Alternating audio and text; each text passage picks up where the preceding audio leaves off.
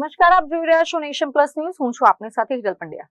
ગુજરાત સરકાર દ્વારા ગ્રામ પંચાયતોમાં મહિલાઓને સત્તા સોંપીને મહિલા સશક્તિકરણના મોટા દાવાઓ કરવામાં આવે છે, પરંતુ વાસ્તવિકતા કંઈક અલગ જ છે.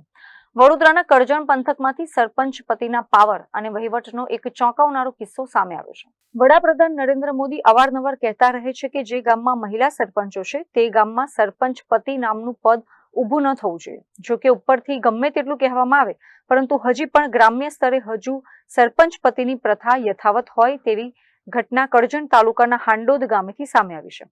કરજણના ગામમાં ચૂંટાયેલા મહિલા સરપંચ શીતલ ગોસ્વામી કાગળ પર જ મર્યાદિત છે અને પડદા પાછળ બધો વહીવટ તેમના પતિ અમિત ગોસ્વામી સંભાળે છે. સરપંચ પતિના આ મનસ્વી અને ગેરકાયદે વહીવટને લઈને ગ્રામ પંચાયતના જ સભ્યોમાં ભારે આક્રોશ ફાટી નીકળ્યો છે. પંચાયતના સભ્ય દિવ્યાંગ ભટ્ટે જાહેરમાં આક્ષેપ કર્યો છે કે ગામમાં કાયદેસરની સત્તા સરપંચ પાસે હોવા છતાં તેમનો કોઈ પત્તો હોતો નથી અને માત્ર તેમના પતિ જ પંચાયત પર કબજો જમાવીને બેઠા છે. અમારી હાંડોદ ગ્રામ પંચાયત છેલ્લા 2025માં ગામ લોકોએ એક થઈને સમરસ કરી હતી, જેથી આખી ગ્રામ પંચાયતમાં સમરસ બક્ષીપંથની સીટ હોવાથી, લેડીઝ સીટ હોવાથી શીતલબેન અમિતભાઈ ગોસ્વામીને સરપંચ બનાવ્યા હતા. છેલ્લા 1 વર્ષથી અમારી પંચાયતમાં વહીવટ શીતલબેન અમિતભાઈ ગોસ્વામી જે સરપંચ છે તે સરપંચ કરતા નથી, પરંતુ તેમના પતિ કરે છે.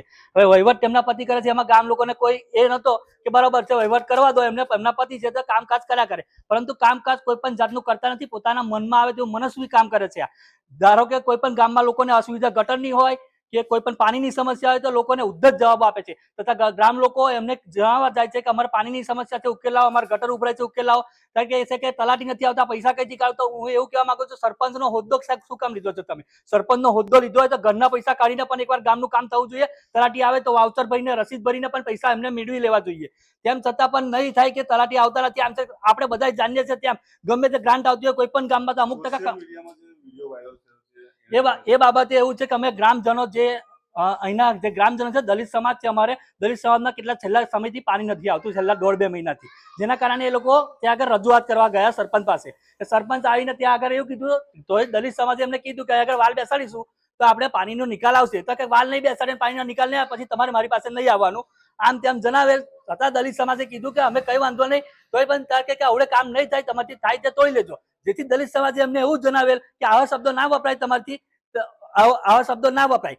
તેમ છતાં પણ જેમ તેમ બોલેલ. આજુબાજુ 35-40 માણસનું ટોળું હોય છતાં અસભ્ય અશોભનીય ભાષાનો ઉપયોગ કરેલ. જેથી મેં કીધું કે તમે કાયદામાં રહેશો તો ફાયદામાં રહેશો. તો મને પણ જણાવ્યું, પંચાયત સદસ્ય છું, અવારનવાર રજૂઆતો કરી રહ્યા છે પ્રોબ્લેમો, તો પણ સોલ્યુશન નથી. તો પણ મને કીધું જે થાય તે તોડી લેજો. તમે ટીડીઓ મેડમને જણાવવું હોય, જેને જણાવવું હોય જણાવજો, મારું કશું તૂટી જવાનું નથી.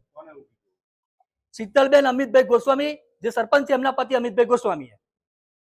અગાઉ પંચાયતના જ લોકો સમક્ષ હું જ વહીવટ કરીશ તેવી તોછડાઈ કરનાર સરપંચ પતિને જ્યારે મીડિયાએ સવાલ પૂછ્યા ત્યારે તેમના સૂર બદલાઈ ગયા હતા. તેમણે ગલ્લા તલ્લા કરતા જણાવ્યું હતું કે વહીવટ તો પત્ની જ કરે છે, પણ આવા કામોમાં અમારે ઊભું રહેવું પડે છે અને હવે અમે બધા ભેગા મળીને વહીવટ કરીશું. અમારા ગામ સમરસ છે, અમે બધા ડેપ્યુટી જોડે હાથે મળીને જ કામ કરીએ છીએ. એ ભાઈ કાલે વધારે બોલ્યા એટલે મારે થોડુંક બોલવું પડ્યું હતું. બાકી બધો વહીવટ તો ઘેરથી પત્ની જ કરે છે, હું નથી કરતો. પાણીની સમસ્યાને લઈને પ્રશ્ન છે. 2 વિભાગમાં અમારે પાણી આવ્યું છે, તો એમના ટાઈમિંગ કેવા ગયા હતા, એમાં માહોલ ગરમ થઈ ગયો. અત્રે ઉલ્લેખનીય છે કે હાંડોદ ગ્રામ પંચાયતના સભ્યોએ સરપંચ પતિ પર પત્નીના નામે વહીવટ કરવાના આક્ષેપો કર્યા છે. ત્યારે મહિલા અનામતના લીધે જ પત્નીને આગળ ધરીને પાછળથી સત્તા ભોગવતા આવા વહીવટદારો સામે હવે તાલુકા વિકાસ અધિકારી અને જિલ્લા પંચાયત શું પગલાં લેશે તે હવે જોવાનું રહ્યું. Prajesh Shah, Nation Plus News, Karjan. સમાચારોના સતત અપડેટ મેળવવા માટે અમારી નેશન પ્લસ ન્યૂઝની યુટ્યુબ ચેનલને સબસ્ક્રાઇબ કરો, બેલ આઇકન દબાવો અને જોડાયેલા રહો ફેસબુક, ઇન્સ્ટાગ્રામ અને ટ્વિટર પર.